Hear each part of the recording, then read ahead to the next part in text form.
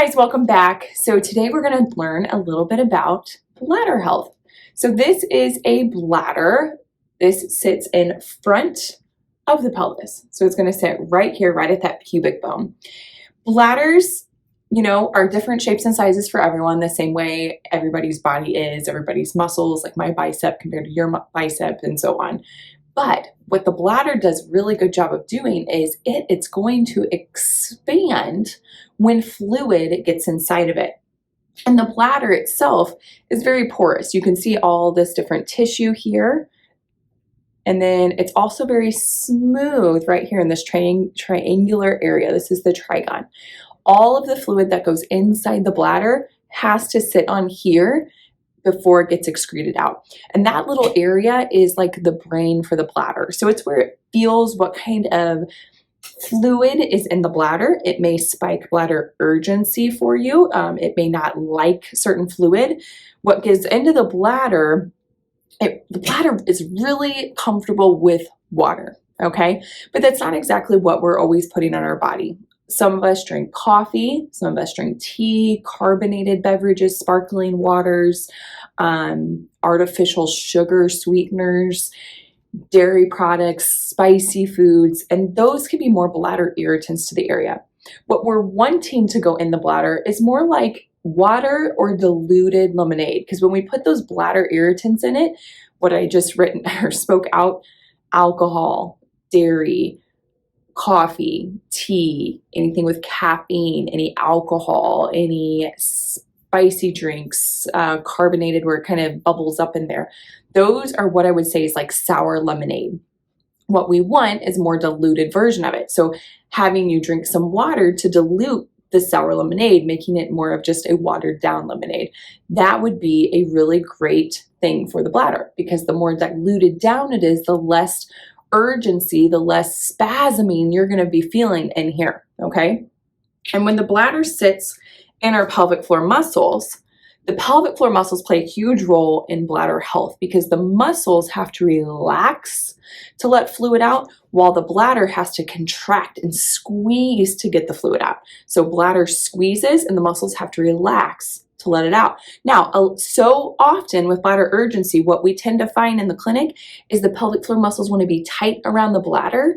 Well, if they're tight, we're not letting all that fluid out.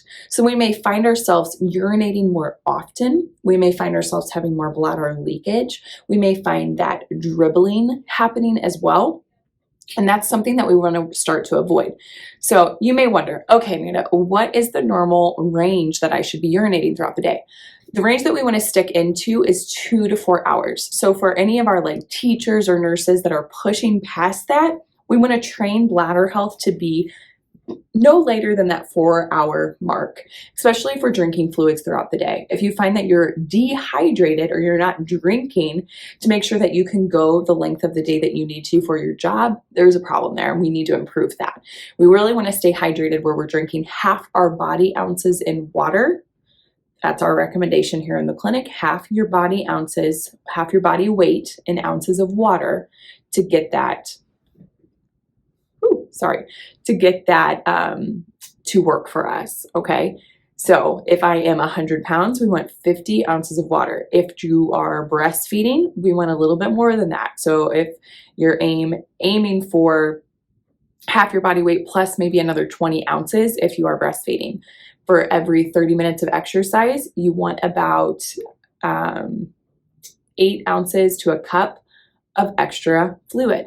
If you are having a bladder irritant, so if you're having a cup of coffee, we want you to have a cup of water with it. So you're like double fisting, right? So we're getting a little bit of coffee, a little bit of water, a little bit of coffee, a little bit of water to keep that sour lemonade more diluted, so we're less likely to go to the bathroom so frequently, okay? Now, you may be thinking, if I'm double intaking the amount of fluid, won't I be going to the bathroom more? Yes, initially you will, but the bladder is a very fast learner. So after a while of you double fisting it, it gets used to it, and you're not finding yourself not in the bathroom as often. The bladder can hold up to 16 ounces of fluid. So that's like a grande coffee from Starbucks. If you think like if you did drink a whole grande coffee, you're probably going to have to end up in the bathroom, number one, because the bladder's full of that much fluid. Number two, because it's a caffeinated beverage, okay? And that's going to be acidic and really, just knocking at the door of the bladder. Another great bladder tip, we only want to be getting up in the middle of the night this many times if we're under the age of 65. 0. When you hit the age of 65, it's considered normal to get up at least one time in the middle of the night. If you find yourself getting up more than those numbers, unless you're postpartum in those early couple months, you don't count, or if you're pregnant. But besides that, if you find yourself getting up more frequently in the middle of the night, that's disrupting your sleep, and sleep is in charge of everything. It's in charge of our hormones, it's in charge of our body and how well things are working.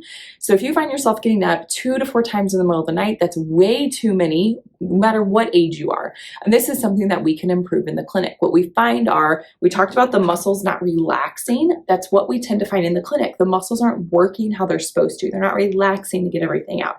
Or maybe we're having poor bladder habits where we're drinking and chugging a ton of water, right before we go to bed. So our goal would be like cut off the water intake, cut off the fluid intake, like an hour to 30 minutes before bed. And people will ask, well, what about my medicine that I've got to take? I try to drink up until like an hour before I want to go to bed, but then right before I go to bed or 30 minutes before bed is when I'm usually taking my magnesium. And then I've got another supplement that I take as well. And those I'm fine with. I don't get up and go to the bathroom, just with sipping water to get those down. You want to cut back any dairy products, usually around 2 hours before bed to 3. That same goes for kids, especially if you're dealing with bedwetting. Cut the dairy before they go to bed. I usually don't let our kids have any dairy past 6:30 if their bed is like 8 or 8:30. So just keep that in mind. Constipation plays a huge role on bladder health as well. So if you think firm stool is going to push in on the bladder, you'll end up with more bladder leakage that way. So you want to really try to stay more regular in the bowel department too, because that plays a huge role in the bladder health. Okay, so let's recap what we just went over. We've got bladder irritants played a huge role in frequency and urgency. So that is our caffeine, artificial sweeteners, our carbonated beverages, coffee, teas, alcohol, dairy products, spicy foods. All of that can play into acidic as well. Citrus can play into how often this bladder is feeling that need to gotta go. Bedtime voiding should be 0 under the age of 65 to 1 over the age of 65. When you actually go to toilet, I forgot to mention this. There are a few things we want to think about when we're toileting. 1, sit your booty down on the toilet. We are not in the 1990s where we are hovering over public bathrooms anymore. If you are in a public bathroom and you need to go, layer that toilet seat with all the toilet paper. It's not your house. Use what you need. Put one of those silly little pull-out things that you can put on the toilet to sit down. If you're tailgating at a football game, same goes for you. We've got to sit that hiney all the way down to get those muscles to relax. If you're not sitting on the toilet, you are bearing down, you are pushing, you're causing things to go in towards that vaginal opening. It's not what we want to do. So make sure you sit down, relax those muscles, because remember, this is going to contract. Those muscles have to relax to let the fluid out. Number 2, bladders hold fluid, okay? And everybody's bladder tips a different way when we age. Doesn't matter if we've birthed a child or not, it tips with age. You want to find where yours is tipping. So after you urinate, you're going to do the rock and roll method. You're going to lean to the left, to the right, to the front, around the back, and get more fluid out. Pay attention to where you might get a little bit more dribble. This is also a great technique if you are having the dribble when you go to stand up off the toilet, okay? We want to make sure that we get all that fluid out as much as we can without pushing and bearing it out. When we're getting up off the toilet, we've practiced this one earlier in the week. We want to blow out as we move. As we blow out, we're taking the pressure off the fire hose and popping it up. We do not want to Kegel while we are urinating. That can cause issues like your UTIs, not urinary incontinence, UTIs. And we don't want any of that bacteria trying to stay inside. We want to worry about the Kegels off the toilet, okay? If you ever just want to know, you can always try to do your Kegel as a better option of kinking the fire hose.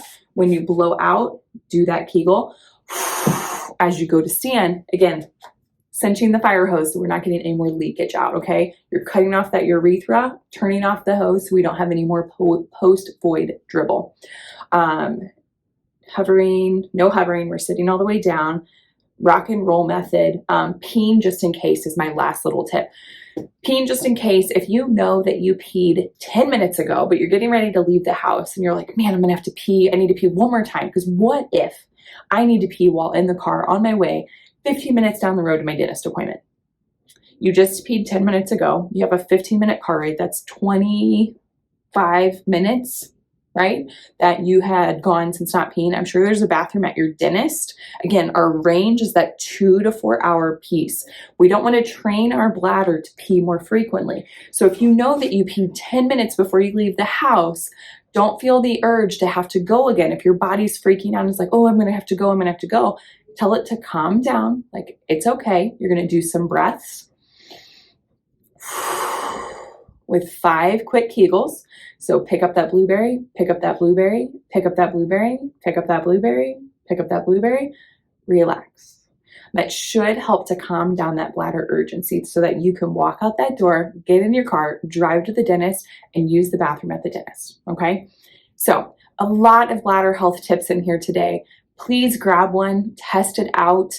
When it comes to bladder irritants, you can keep a bladder diary to see what you ate and how often you are urinating. But my biggest tip today is just make sure you're getting the hydration, half your body weight in ounces, to help offset what you're drinking in your bladder irritants. And try to cut your bladder irritants to like 2 cups a day. This is hard. I get in habits of drinking a lot of coffee, and sometimes I'm going over my 2 cups and I'm more in like 4 cups of coffee. That day I am peeing like a racehorse constantly in the bathroom. And I know that's not great for my pelvic floor, and it's not great for my bladder. So really think about keeping those bladder irritants under 2 cups, increase the water, but watch your bladder habits as well. If you have any questions, please let me know. Let me know what your biggest takeaway is on this today. And, you know, take a look at your diet and your food and water, or your food and water intake today to let me know how that goes for you. Have a great day.